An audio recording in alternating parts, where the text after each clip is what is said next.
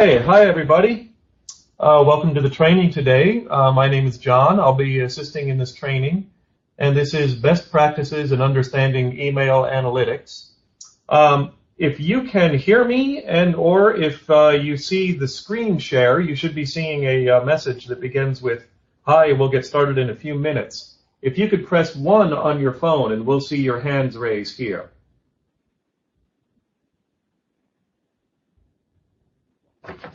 Okay. Can anybody hear me at all other than Evan? Evan, can you hear me?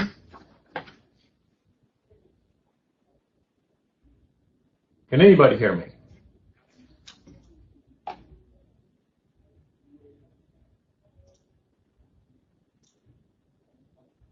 Okay.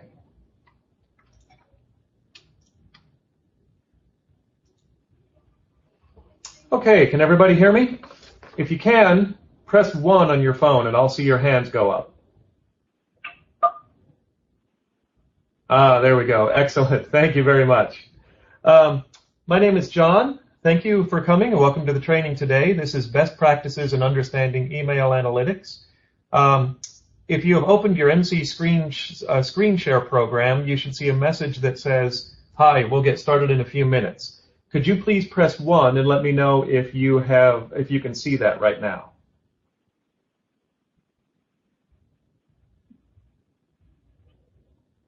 Okay. Yeah, it looks like a good number of people can see it. If you're having trouble with screen share at all, go back to your reminder email. You should have gotten that about an hour ago, and you'll find the link to get set up on screen share. Now, in the meantime, I'm going to go ahead and hand over the training to Evan Sutton, who is the Digital Director of AFT. So let me put all the hands down from here. And Evan, it's all yours. Fantastic. Thanks, John. Are folks able to hear me?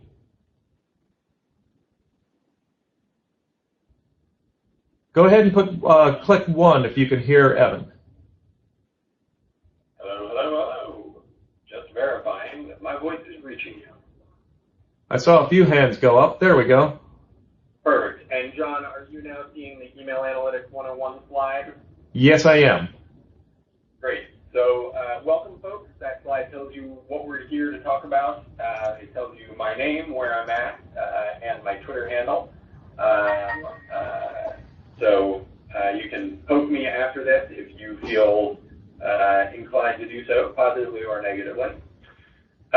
Before we jump into the actual presentation, I wanted to tell you a little bit about me so you have some vague understanding of who I am and what I'm doing here. I was born to be a nerd. Here are some choice moments growing up in my life. As you can see, my flavor of nerdiness may have shifted slightly over the years, but a nerd I remained. I went to school with the idea that I was going to become a writer. I got a creative writing degree for my undergrad and planned to go on to an MFA program. But after several years of applying and being rejected at MFA programs, I decided maybe I needed to try something else for a little while and found my way through a set of happenstance and random moments to a field organizing internship in Nevada for the 2008 caucus, where I worked in the field team for Barack Obama. I did field with the Obama campaign for about 3 years, a little over a year and a half on the campaign, and then another year and change working with Organizing for America to pass the Affordable Care Act. And then I came out to D.C. With a job at the New Organizing Institute, where I was originally slated to do work as a trainer and developing training materials for campaign management. Shortly after arriving, the digital director at the time, Lola Elfman, discovered that I was a more capable and faster writer than the other folks around and slowly drafted me onto the digital team. Now, at the time, I was basically just writing emails, writing a lot of emails and a lot of web content. And then we started doing some additional training offerings, and one day Lola called me and she said, "Hey, we've got this training that Daniel Mintz from Move On wants to do about email analytics. and I don't have anybody to sort of spearhead the training. Can you do it? And I said, yeah, but I don't know anything about analytics. That doesn't matter. You know how our trainings run. They know the analytics. You just make sure that they do the trainings.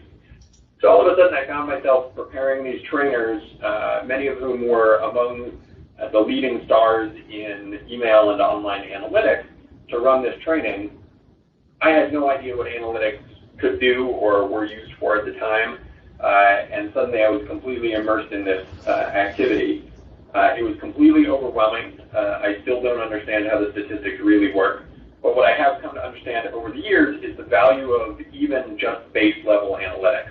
And that's really what we're going to be talking about today, is how can you run a program that gives you some information about some best practices that you can develop, that gives you an opportunity to build your own skill set and create content that is the most likely to succeed, even with a very limited understanding of the field. Now, I certainly encourage anyone who's interested to continue on in your work and continue exploring the field of analytics. The New Organizing Institute still runs once or twice a year that training that I helped Daniel and others pioneer, and there are plenty of other places that you can get the training as well. But today we're just going to look at some sort of very introductory stuff. And before we jump in, I'm just going to, here's one last picture just to prove I haven't lost my nerd. And I just want to give a shout out to some of the folks who I worked with on that training, I worked with on subsequent trainings, and folks who have contributed content to the slides that I'm going to show you today. So Daniel Mintz was at MoveOn for many years and is at Upworthy now. Jim Pugh, who ran the analytics shop for the online analytics, that is, for Obama 2008, and then for Organizing for America for a number of years, who has now founded a company called Share Progress that I'm going to show you some stuff about. Jennifer Green, who was the executive director at the Analyst Institute before leaving earlier this year. Nirmal Ankani, who runs the analytics shop over at the AFL-CIO. Milan DeVries, who now runs the petition platform at MoveOn. Angelica Morales, who was on the AFL analytics team until recently and is over at Burson Marstettler now. Peter Backoff, who was at the Analyst Institute and then Obama and now back at Analyst. And Amelia Showalter, who ran email analytics for Obama 2012. Those are all some folks who I've learned a lot from, and I always try to make sure that I give a shout out to the people who have contributed before I get started. So with that, typically in a live training, I would have people popcorn out, why they think we might want to use analytics. It's a little harder on the phone. So I'll just say that the real reason to use analytics is that without analytics, this is basically what the world will really look like. You will glance at something, you might see some lit up icons, so to speak. You might think you're seeing a pattern or think that you're seeing some sort of information, but you have no way to actually know. And everything is really just sort of guesswork. So I tend to feel it's like trying to sort through this type of code.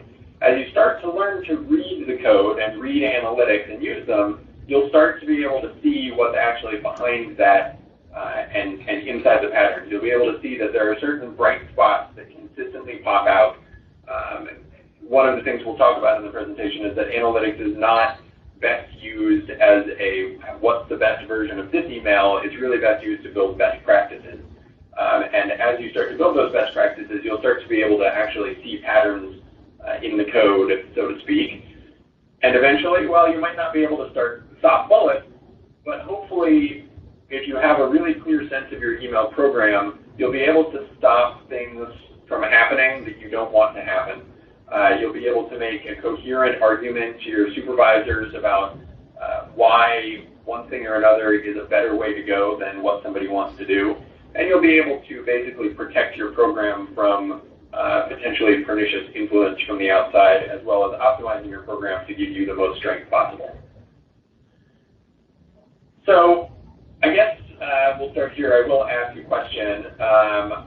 Just out of curiosity, if you have run any sort of email test, could you please press 1 on your phone? And John, could you just give me a sense of how many folks are pressing 1? Let's see. Any kind of email test at all, press 1. 4, 6. We're holding at 6, so 28% of the participants. John, are we getting any hands going up? Oh, can you hear me? Can you hear me, Evan? Can you hear me now, Evan? Perhaps John is on mute. Okay, well, I will hope that some of you have at least looked into or explored it a little bit, but we will continue moving on here. So when you're starting to think about things that you might test, there's a lot of stuff in email that you could test. And it gets to be a little bit overwhelming as you start thinking about all of it. So you could test the subject line in a variety of ways. You could test a short versus a long subject line, a funny versus a straight subject line. You could test a vague versus a clear subject line, or a subject line that is aggressive versus a subject line that's a little bit more passive. There's many ways that you can test subject lines. You can test the actual copy of the email. Everything from writing two completely different versions and testing them against each other, or just making minor tweaks that you think, well, I wonder if we frame it just slightly different this way, or use this slightly different phrasing of our ask. You can test the length. Does it make any difference if we send a really long email versus a really short email? You can test whether having a button, sign here, donate here, etc., if having a button makes a difference. You can test whether a call-out box makes a difference or not. You can test whether it's good to have images in your email.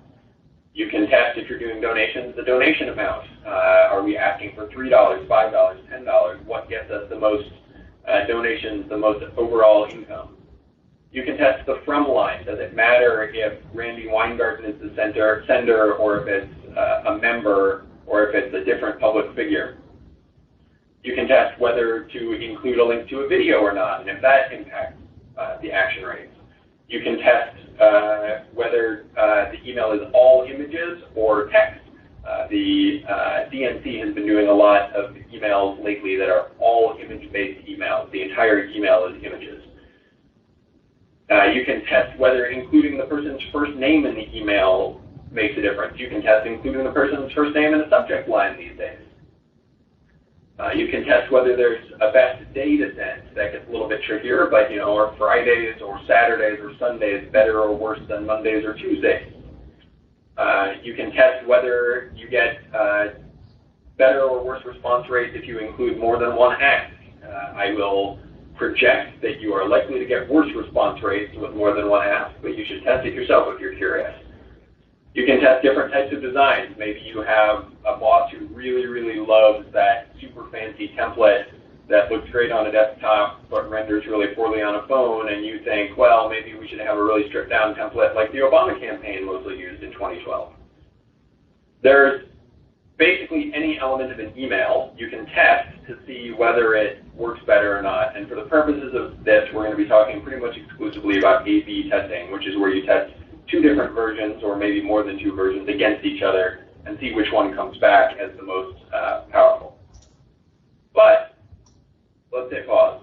We are beginners. We're in a beginning class, and let's not get overwhelmed. There's some easy things that you can test right off the bat that can make a really big difference, and I really encourage folks to start out as you begin testing by really just focusing on the stuff that's going to be the easiest to implement, and that you can do with limited knowledge or expertise, and also with limited technical capacity. I know that many folks have a very small, if any, development staff. On my team, we don't actually currently have a development staffer, so if I need a new template made, or if I wanted to test email templates, it would turn into quite a fiasco for me. But these are some things that you can test, whether or not you've got big expertise in testing or big development staff. You can test things like the time and day.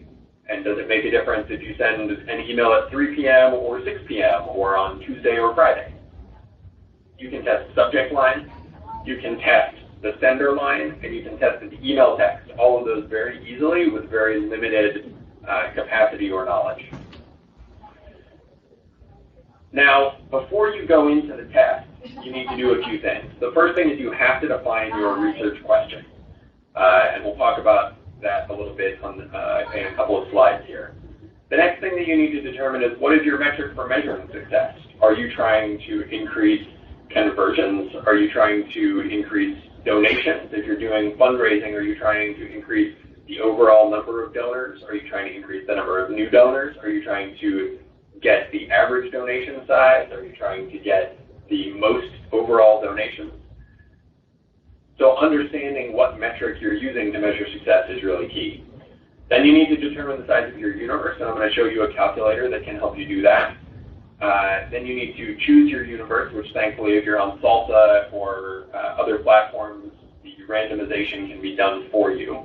And then you need to determine the time frame. Is this something that you're going to test in first thing in the morning and leave for 4 hours? Are you going to let the test run over 24 hours before you send the final version? You know, what is the time frame that you have for the test to play out?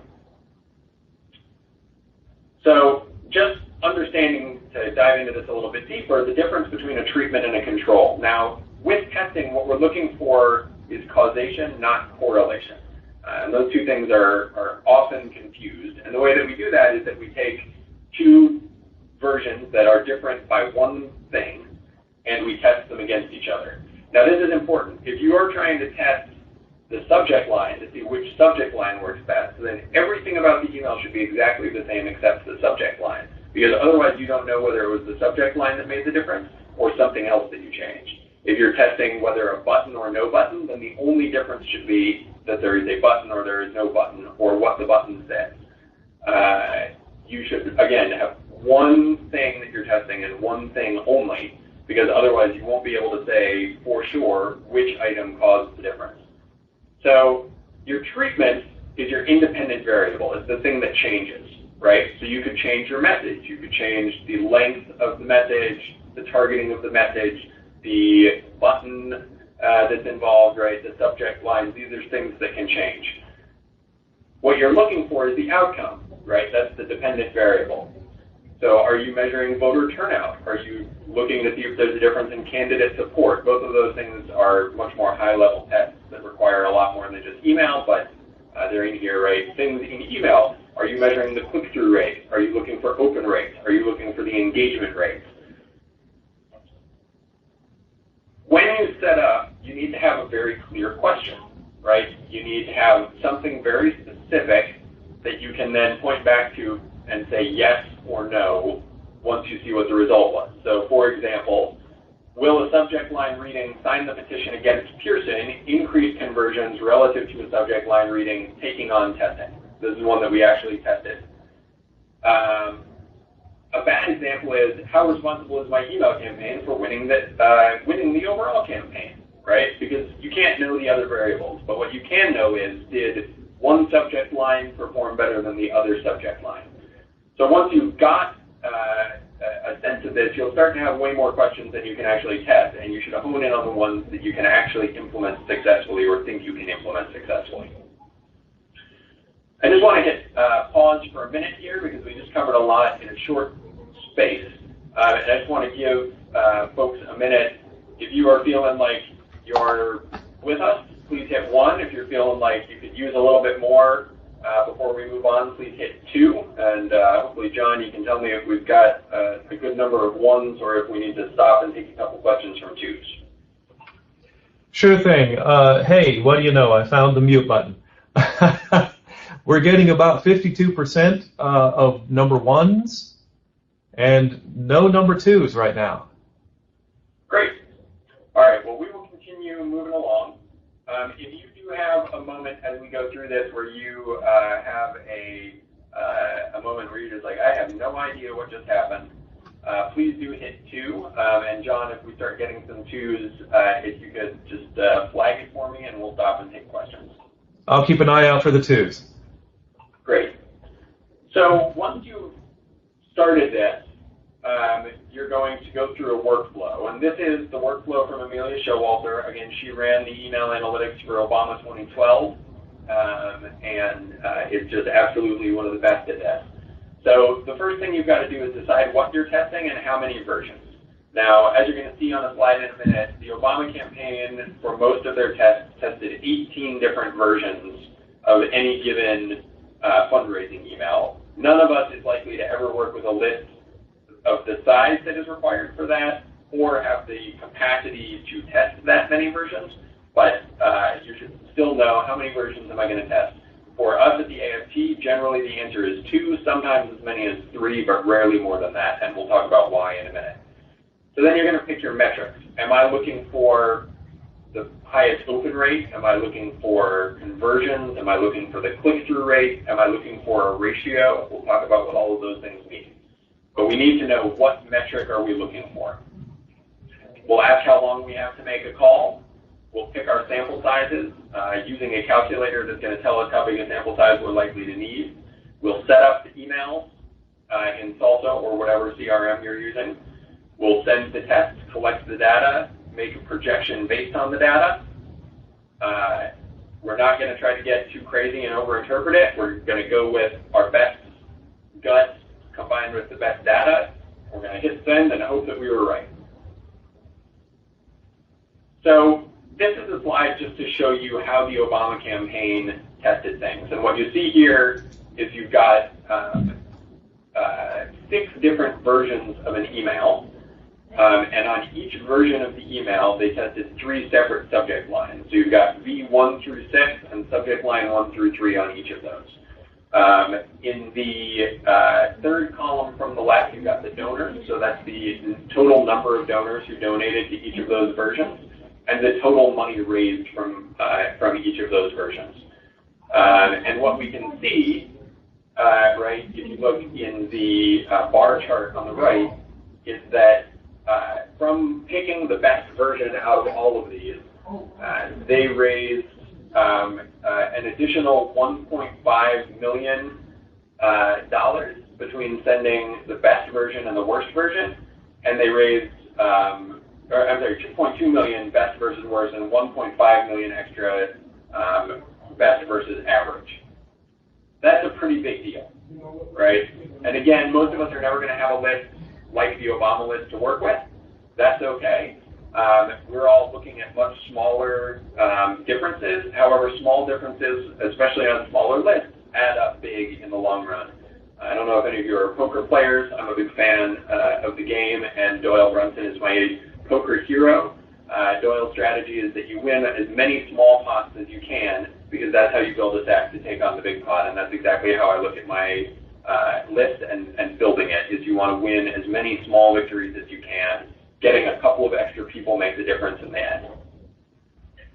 So with that, because we're in labor and very few of us are going to be doing online fundraising while we're in labor, there are 3 primary things that we're likely to be measuring. You might want to measure your open rates, you might want to measure your click rates, or you might want to measure your conversion rates. These were the funnest pictures I could find about those 3 topics. And we're going to look now at what you would be thinking about and some pitfalls to consider if any one of those were the conversion, were the metric that you decided on for your test. So if you're looking at open rates, the open rate is the percentage of email recipients who open an email. Now that seems pretty straightforward, except how do we know who opened or did not open a blast email that we sent? If you think that you know how open rates are tracked, please hit 1 on your keypad, and if you have no idea, please hit 2 on your keypad. And John, if you could let me know how many 1s or 2s we're getting. Again, 1 is that you know how they're tracked or think you do, and 2 is that you have no idea. We have 1, okay, we have 2 number 1s, we have 8 number 2s. Great. So rather than 3 number 1s.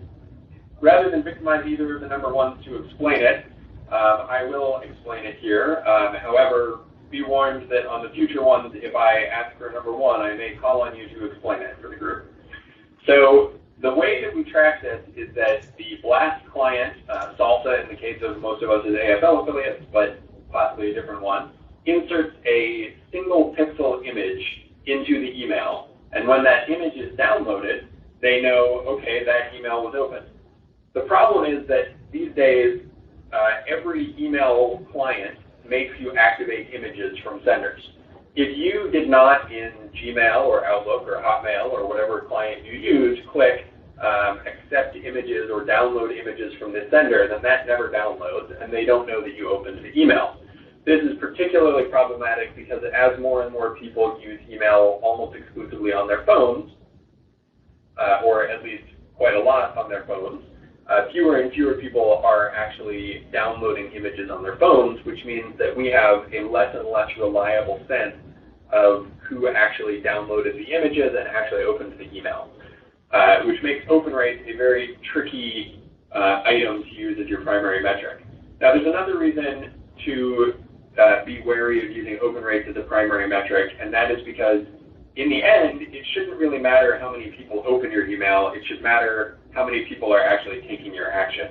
Now, tracking open rates against the other things can make a big difference, and sometimes open rate is the only thing that you can get a statistically significant result on, particularly if you have a smaller list or if you have an action that has a very low conversion rate. We'll talk about what all that means in a second.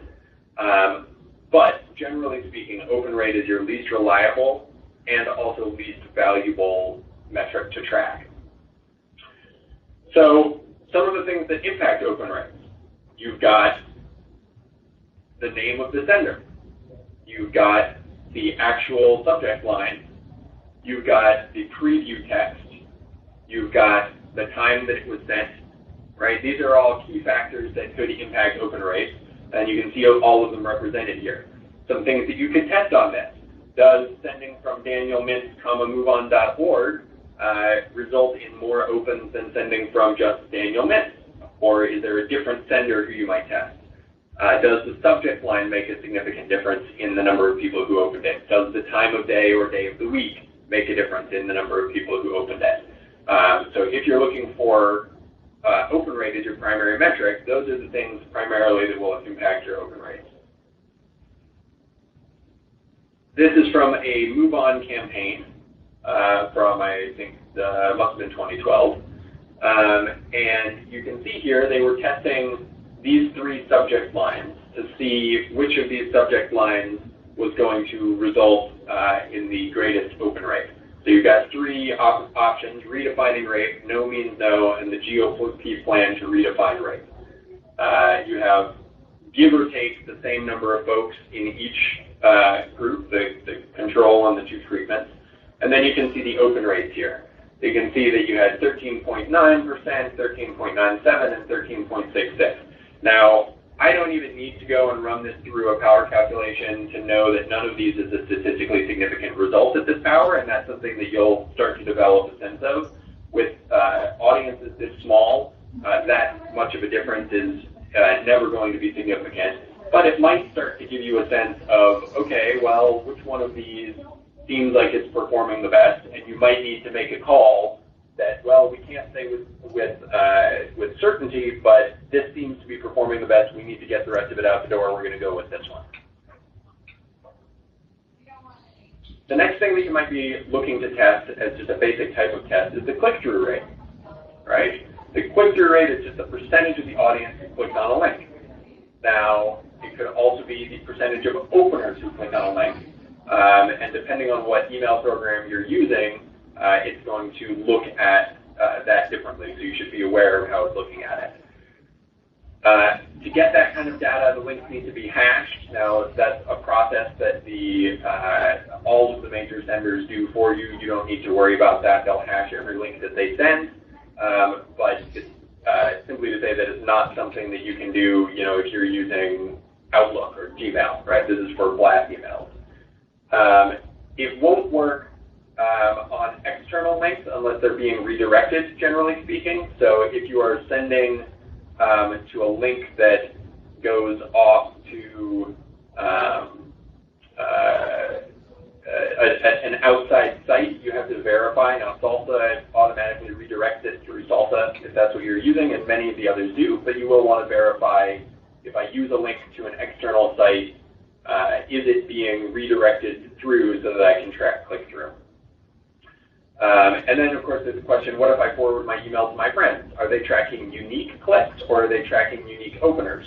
That can be, something that changes the calculus around the edges a little bit. It's unlikely to have a significant impact unless you have a very large list and are using very large sample sizes. So some of the things that might affect click-through, if you look at this email, whether there's a button or no button, whether there's a call-out box or no call-out box, the positioning of the links, the phrasing of the links, right? All of these are things that you could test. So maybe on this one, I would want to test, does it make a difference if I put the first ask higher up in the email or lower down in the email? Or I might test, does it matter if I have a button or no button? Or what does the button say? Does it say click here or does it say click to sign?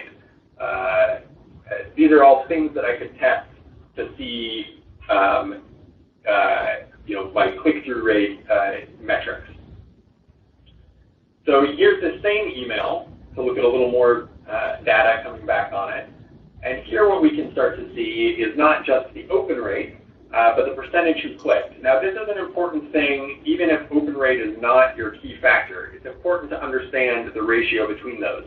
If you have one version where a lot of people are opening it, but a significantly smaller portion are clicking through, that probably tells you that your subject line was misleading. That people clicked through expecting one thing, got there, and found something completely different, and so they didn't click through. Or they got there expecting to be fired up about one thing, and you were presenting another.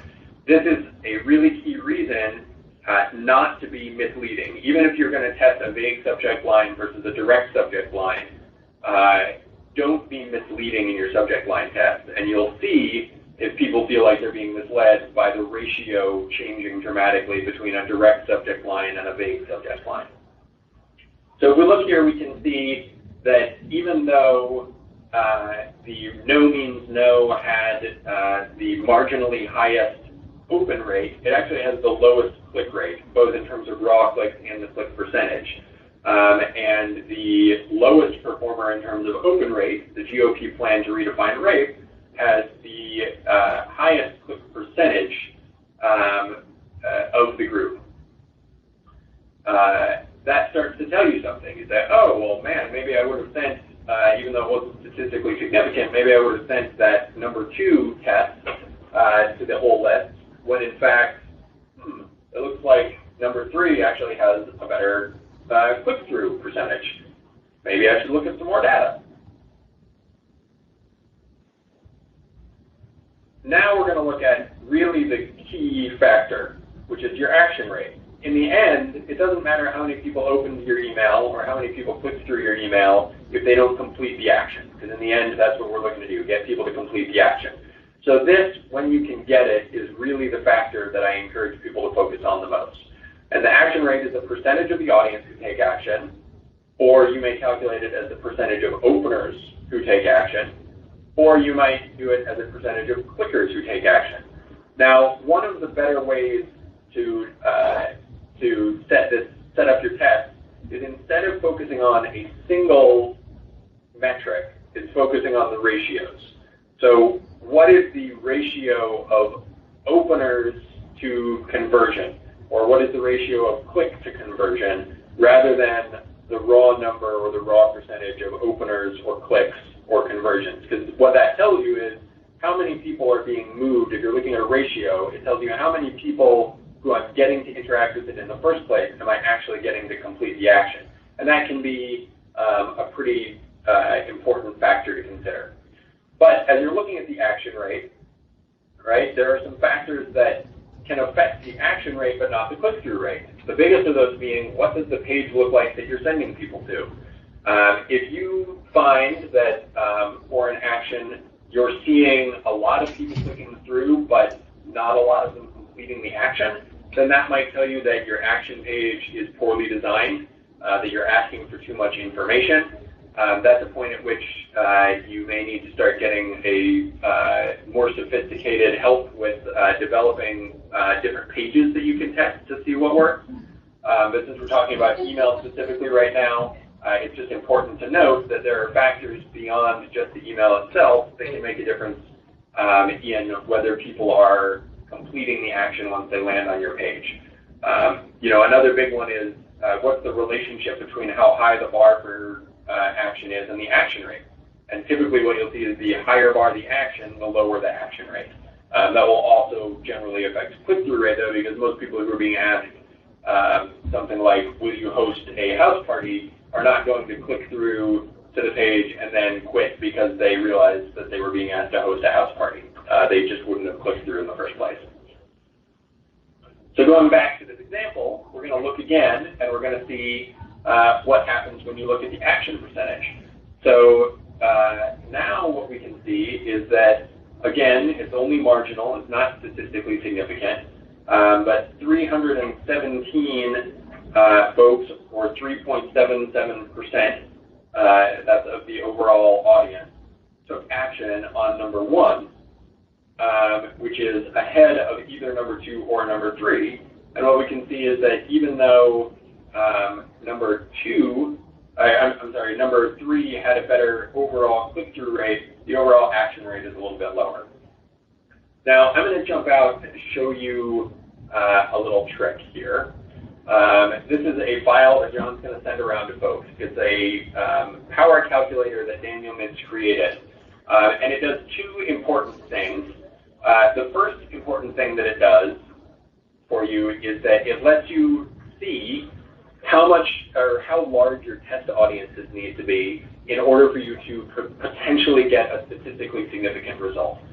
So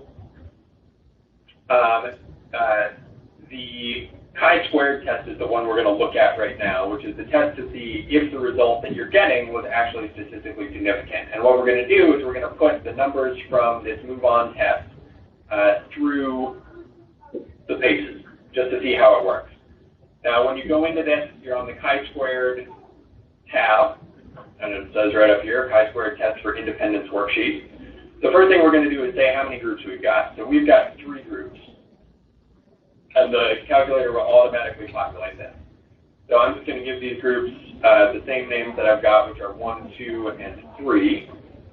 I am asking people to sign. You could change this to donate or anything else. It doesn't really matter. And now in step 4, we're going to put in our audiences. So our audience for this is 8407. Our audience for number 2 was 8404, and our audience for number 3 is 8189. I'm going to pause just quickly in putting this in and talk about those audience differences. So almost all of the CRMs these days come with a built-in A/B testing tool that does most of the work for you. And the most important thing that it does for you is it randomizes your audience. Now, each one works slightly differently, but for the most part, what you do is you define the size of your test group, and then it randomly selects an even number of people to divide among that test group. So in this case, the total test group was 25,000, and MoveOn CRM, which is a custom-built CRM, went through and randomly selected people from the entire list or the subgroup of the list that they chose and put them into these 3 groups. Now, it's important to get random distribution because you don't want to skew the results by including the wrong or including uneven groups of people. And again, thankfully, the CRMs these days pretty much all do that for you. If your CRM doesn't, it's a whole different set of topics to cover about how you would randomize your own list and then upload your randomized list. But thankfully, again, Salsa and most of the CRMs do it for you. But you will end up with some slightly differently sized groups. It's not going to split them exactly evenly, and part of that is the randomization process that it has to figure out, getting a random distribution across groups. The groups won't always be exactly even, but that's why you're looking at percentages rather than raw numbers when you're looking at the numbers that come back. So coming back to the Chi-squared test, we've got our groups plugged in, and we're going to plug in the number of signers that we got on each. So 317, 273 for number 1, or number 2, and 304 for number 3. Now we're going to look up here. This is the most important part, which is the results for the Chi-squared test for independence. And it tells us right here that the result is not statistically significant. That means that there is just as good a chance that the winning results that we have here is winning randomly as there is that if one in reality. And it tells us, some additional details in here about our margin of error. Now, here's where this becomes important, and where having a larger list makes a big difference. The larger your sample size is, the less action you need to actually be able to show a statistically significant result. So if you are doing fundraising, you actually need a very significant sample size in order to get a statistically significant result on your test, because the conversion rate for something like donation or hosting a meeting or attending a rally is much smaller than the action rate for signing a petition, for example. So let's take a look at this and say, okay, well, what if we were able to double all of these? This audience would turn into 16,814. This one would turn into 16,808. This one would turn into, what did I do here? 16,814, there we go. And this one would turn into, man, if I can only do math in my head, 16 to, so it's like 16,3 and change. Well, let's see, I should do this accurately. 16, 8189. Sorry, I'm just getting out my calculator on my phone since I don't know where it is on my computer. 8189 times 2 equals 16,378. 16,378. And then we're going to double all of these numbers, so this would be 608. This would be 544. And this would be 634. And boom, all of a sudden we have, as you can see up here in the chi-squared results, a statistically significant result. So we can say with 95% confidence that number 1 is a statistically significant better performer than number 3. So subject line redefining rate, the number 2. Redefining rate is going to produce better results 95% of the time than no means no will. We can also see that number 3 is a statistically significant improvement over number 2.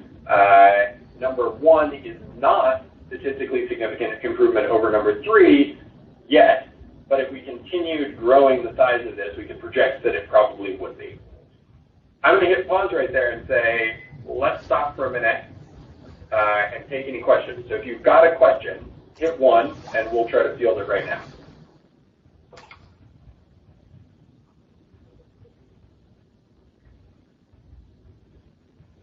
John, are we getting any hands popping up? I see, let me see, I see a hand just pop up. Sure thing. Hang on just a sec here. Christine, can you hear me? Go ahead with your question. Yeah, I can. Can you hear me? Sure can. Go ahead. Great. I just am having trouble seeing the entries into the calculator on my screen, and I'm assuming this calculator is going to be sent out to those of us on this webinar. So I was just wondering, will you also be sending out any PDFs of the different information that you're giving on the webinar so we can link it to the calculator and kind of get all that good stuff organized and some practice stuff?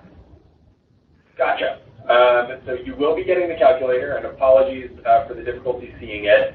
The calculator itself is very straightforward, and it gives you instructions on how to use it.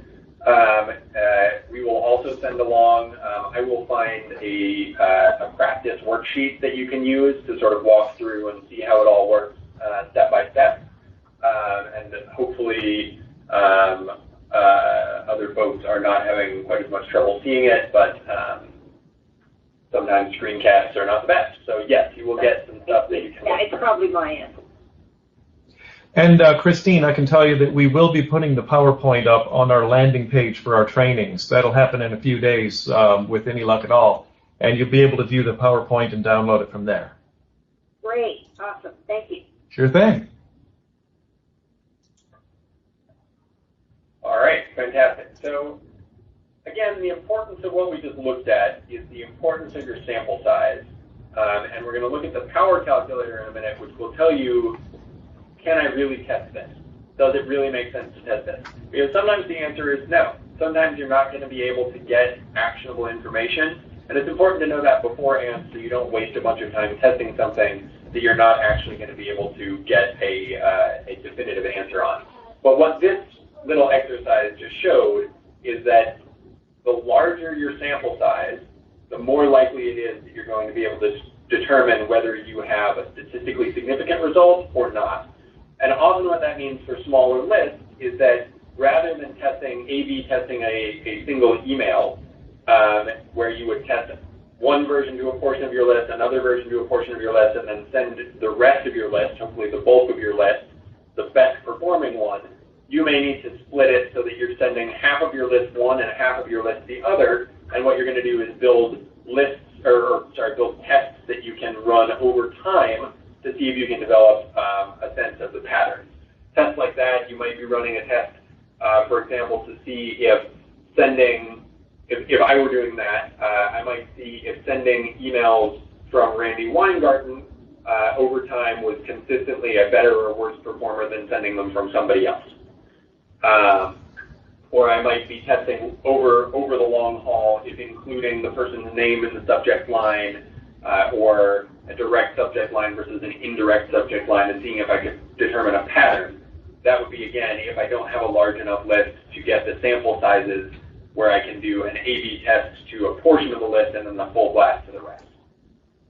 So clicking over to this first tab on the spreadsheet/calculator that you're going to get, this is the power calculator. And this is where you're going to say, do I have enough people? So if we look up here, you'll see step one is how many people are in my control group and how many people are in my treatment group. Now that should always be the same. Your treatment and your control need to be the same. If you've got 6 groups that you're testing to, they all need to have the same number of people in them. So we'll say for this one, we'll just leave the numbers as they are. It's going to be 10,000.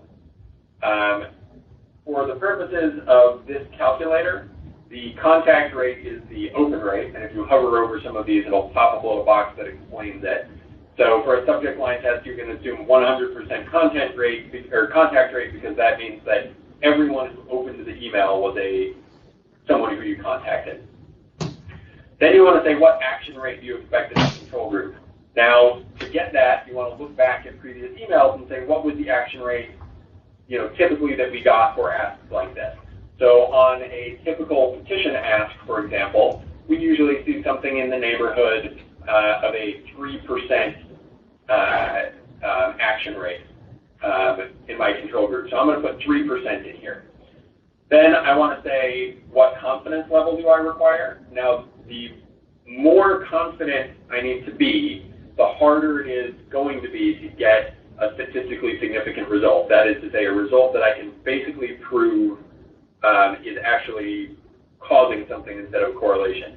Now, I can lower this number in the power calculator. I can say, I only need to be 80% sure because that's good enough for me, right? And that will lower the sample sizes that I need or the effect size that I'm going to have to get.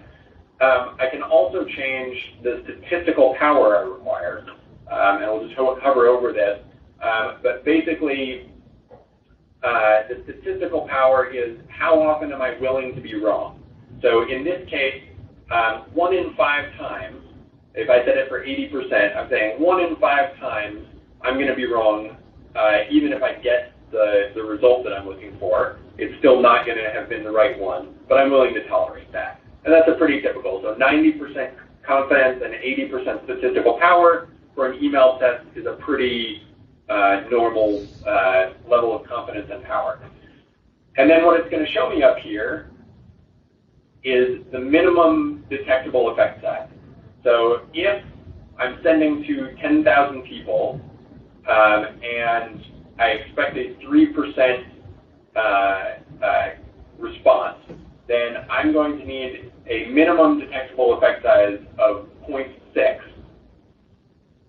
So I would need my group to go to 3.6 to go up above that, or to go below 2.4% response for me to say one or the other of these is statistically provably better than the other. I'm going to hit pause and ask if that makes sense to people. If it does not, hit 1 and we'll take your question.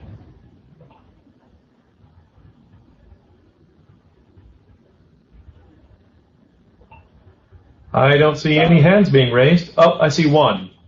Oh, great.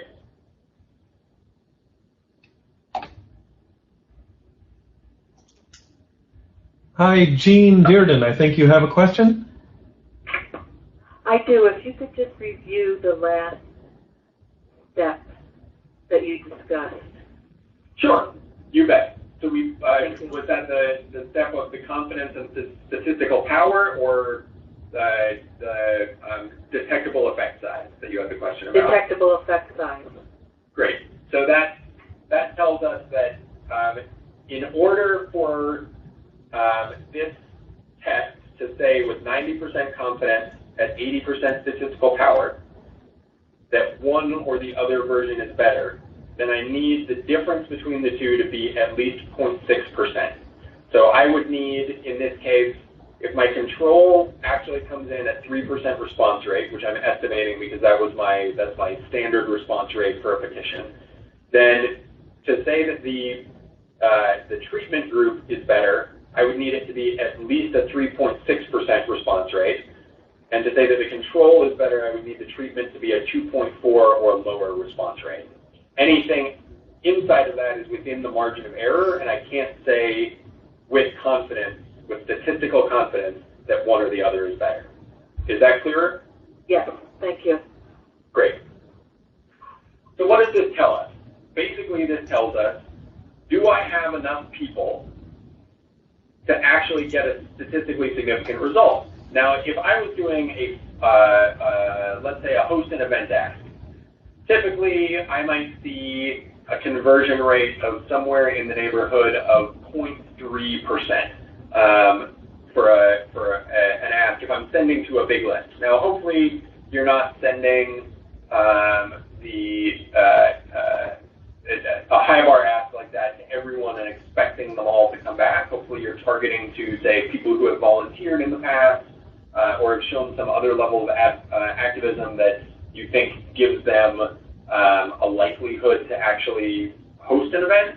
But let's say that we thought even just say 1% of my audience was going to convert for the ask that I was making, right? Now what it tells us, jump in here, what contact rate, great, is that, and say that I have a smaller audience, sorry, I'm going to do 5,000. So say my list is about 30,000 people, right? If I want to do a proper A/B test, I really don't want to commit more than a third of my list to the treatment and control. I want to have the rest of the folks to get the main blast if possible. But what this tells me here is that if my audience sizes are 5,000 each, and the action rate I expect is 1% for a somewhat higher bar ask, the minimum detectable effect size is 0.5%, which means that I have to basically get 50% better response rate from one version versus the other version. Now, as you test things, you'll start to discover, whether you have the kind of effects that can get a bump that big. And again, like, it doesn't look that big, right? I only need, 0.49%. But remember that 1% is your action rate in the first place, so it's that ratio that's important. So I need to boost my impact by 50%. And generally speaking, it's pretty hard to get a 50% increase just off of something like a subject line change. That's not to say it's impossible, but it's a little bit difficult. So what you'll start to see is, do I have a large enough audience to where I can test it to enough people that I think I'm actually going to have a detectable difference? So if I change this, say I have a list of 200,000 and I'm willing to commit 20% of it, so 40,000 people total, and I could test this to 20,000 people in each group, right? All of a sudden, the minimal detectable effect size goes down to 0.25%. That starts to get into the range of where I think, like, I think maybe I could make that difference up. Again, you should play around with the testing and see what kind of difference do I see. Am I seeing 0.1%, a 0.05%, or am I seeing a 0.2%, a 0.25, a 0.3? It may well be that you have some low-hanging fruit that you can test and show, like, wow, I have a really big advantage if I do it this way instead of that way. So play with it. Don't just assume, oh, wow, that's a big difference to make up. I'll never make it up. So that is, again, the power calculator tells you how big your audience needs to be to get your minimum detectable effect size, which will often tell you, is this a test that's worth running? And then the chi-squared is after you've run your test, tells you, did I get a statistically significant result? Now, just because you didn't get a statistically significant result doesn't mean that you shouldn't go with what appears to be the best performing. But you should also make sure you trust your gut. If the one that appears to be the best performing isn't statistically significant and you really think, man, we're going to get a lot of blowback on that, or I just don't trust what's happening here, trust your gut. Go with what, you know your list better than other people do. You know the kinds of responses that come back to your info ad account. Trust what you've worked with going forward. Hey, Evan, I do hate to interrupt. It's getting a little bit close to the full hour. Did you have a lot more, or did you want to leave a little time for a question or two at the end? What would you like to do? Yep, so this is actually basically the point where the presentation ends, I realize. The one thing I do want to show people quickly, I want to show folks 2 quick tools that can be very helpful, and then we'll take some questions if that works. Sounds great. Great. So because many of us are through the AFL on Salsa, I'm just going to show you how this works in Salsa. So what I've got here is for the AFT National Chapter, some of our email reports where you can see a testing plan that we put in place. So in this one, and I will just see if I can zoom in a little bit for those with tougher screens, we were sending an email blast about the GOP trying to roll back school nutrition regulations. So we set it up here, and we wanted to do a subject line test. Now, one infuriating thing about Salsa is that petition pages on Salsa cannot track conversions, so you don't get an action percentage. You have to sort of do it yourself, which is not entirely accurate because you'll get some from social, you'll get some from other places, so it's not a pure test. If you really want to be able to track your conversions in Salsa, you should do your things as sign-up pages. It will also track conversions on donation pages. This is one of these infuriating technical glitches, but it just is the way it is. But so when you go in and you look at actions here or conversions, it will show up in some places, and it's blank. That's because Salsa's templates are broken, and they have no intention of fixing them. So what you'll see here is that we tested 2 subject lines, what's on the menu and pizza is not a vegetable. Both were sent to about 8,900 people. We had a 20% open rate on this one and an 18.9% open rate on this one. And then, oh, look at that, the one that had the higher open rate actually had a worse click rate. What does that tell us? Well, it tells us that more of the people who came through on this one clicked through, but what we don't know is which one did people take the more actions. And unfortunately, you can't necessarily extrapolate, which of those. Now, there are some things you can do in Salsa to get around that. You can tag the links differently in each of those test emails, but that starts getting a little crazy. So I'm not going to go into that, but what I am going to show you is just quickly how you would set this up. So if I were setting one up, I'm just going to see if I've got one that hasn't been sent yet. I don't. So I'm just going to do a create blast, if my internet will work. We're just going to say test and choose one of these, save. And apologies for this, I should have set up my content ahead of time. So where you're going to be looking is in the targeting field to set up your blast. So, I'm sorry, it's in the summary field to set up your blast. So once you've done your targeting to whoever you're going to do it to, we're going to go over here, and you would do create A/B split test blasts.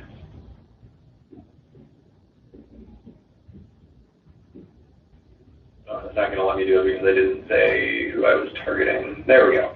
And what you can do is you'll specify the percentage of your audience that's getting each of these things. So maybe I've done my power calculation and I know that I'm going to need to send it to 10%, send each test to 10% of my audience. And then, depending on what I'm doing, typically I leave test A as my control and test B as my treatment, and I would do edit and make whatever individual change I was making. Now that might be the subject line, I might be checking my sender line, I might be putting a completely different email thing in there. Again, test one thing at a time, but I would do it by editing here, and then I would either schedule or send my 2 test blasts, and then once the data has come back in, I've determined which one is better, I'm going to choose it and send it as the main blast. So it's pretty straightforward, and it also does all of the more difficult stuff like randomizing your list in the background for you.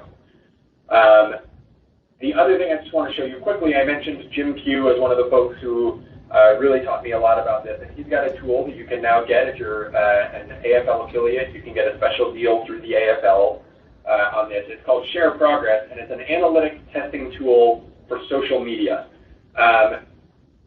Once you are all set up and logged in, you'll start creating these share pages. It's very straightforward stuff to do. But what it lets you do is test which type of share language is the most effective. And one of the things that we use this for is we use it to test, is the same thing effective on social media as is effective in email. So if I'm doing a subject line test, as I did, for example, on this Elizabeth Warren student loan refinancing bill, I'm just going to bring up what the page actually looks like.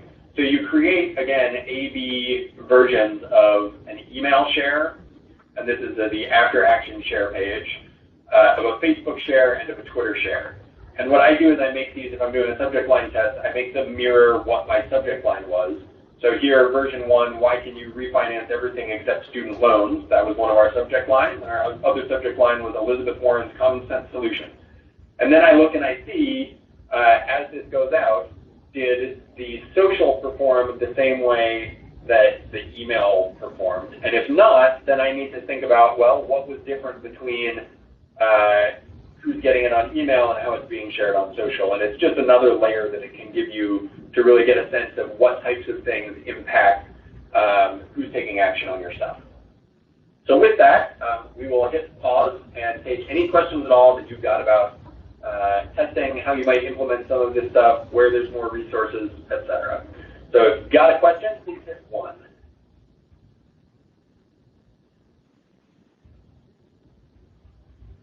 And the silence is deafening. Wait, you got one question right here. Hang on just a sec. Christine, go ahead with your question. Yeah, I was just wondering if these tests are significant on lists as small as, say, 30,000. You absolutely can create tests with statistical significance on a list that small. It all depends on what you're trying to test and what your response rate is. So, if you're testing, subject lines are the easiest to test if all you're doing is open rate.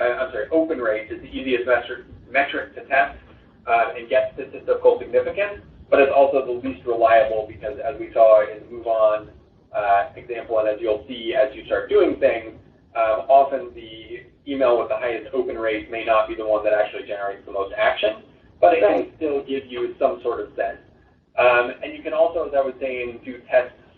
If you have something that's a higher bar ask that you're having a hard time getting the correct power for, if you did, say, 2 audiences of 5,000 and then send the main blast to your remaining 20,000, what you can start doing is doing an A/B test. So, for example, well, why don't you give me an example of something you might want to figure out? Getting members to sign up would be an ask, and I would want to know both the open rate and the actual action rate. Is there like a specific type of ask? Like, are you wondering, Yeah, I'm asked for someone who's not a member yet to sign up electronically on our website to be a member? Yeah, so that is going to be a very low response rate type of item.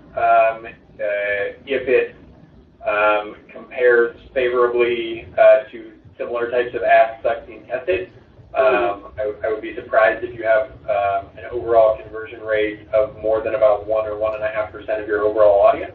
So with something like that, what you would probably end up doing is testing over time, where you would split your list. You would figure out your primary question, right? So is it the phrasing of the ask? Is it where the ask goes in the email?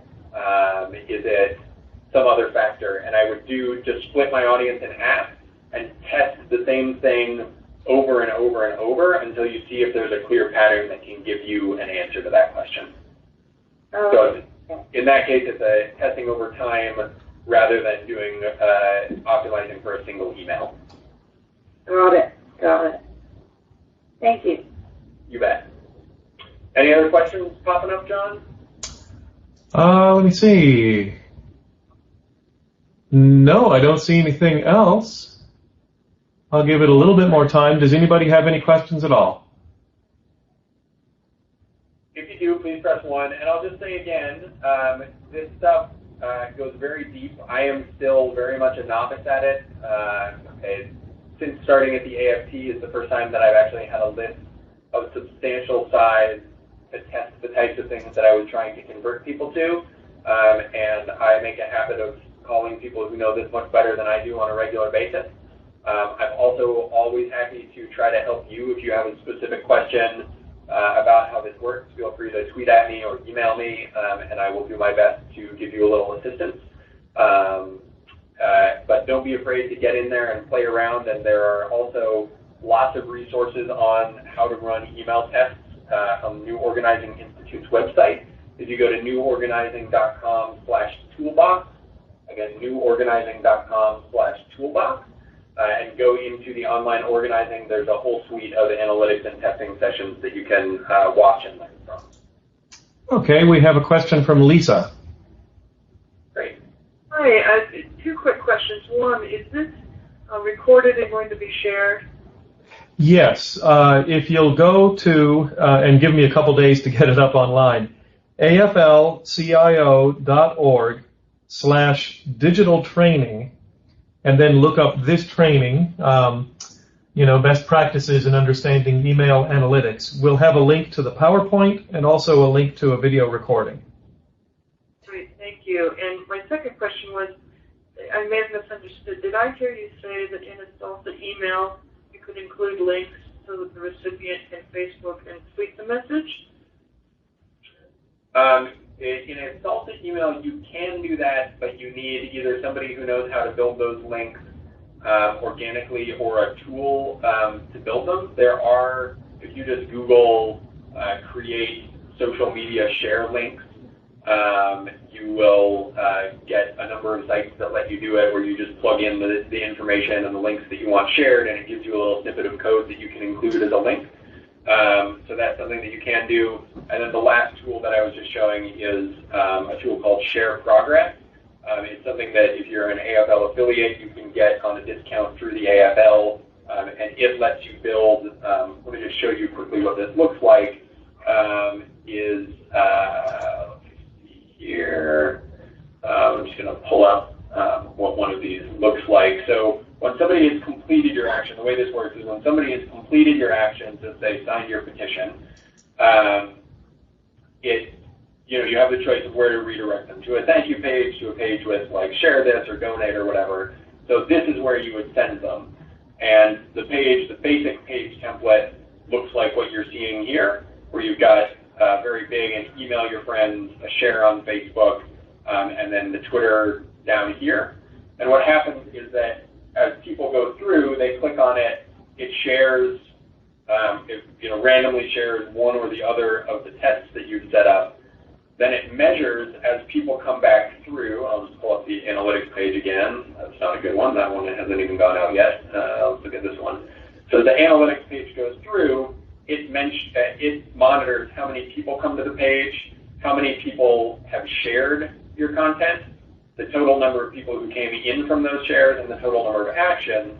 And it's also measuring which of the versions is generating action. So in this case, what we can see is that Facebook share number 2 was performing significantly better, and it starts moving all of the subsequent traffic to that share, so that the most powerful social language that you created is the one that's being shared. Does that make sense?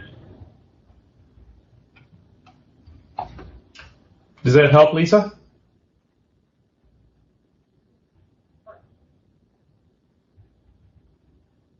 Okay, we're having a little trouble hearing Lisa, but I hope that question was answered.